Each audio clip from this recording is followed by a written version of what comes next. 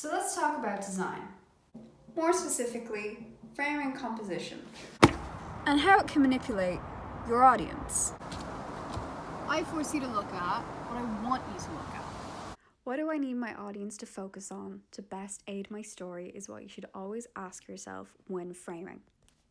There's 3 key things to consider. Negative space is the starting work for all good framing. Here's an example of the trapped spaces on the single layer negative space composition.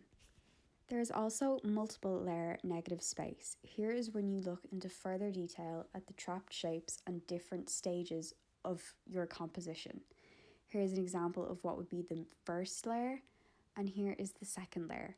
I could go further again and go even more in between the leaves in the background, but I chose to keep this a 2-layer negative space composition, and here's both of them linked together.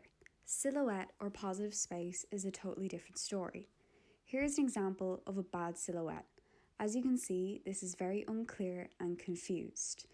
Even if I was to outline the shape in a different colour pen, as you can see here, it is still very, very confused. It could definitely look a lot clearer.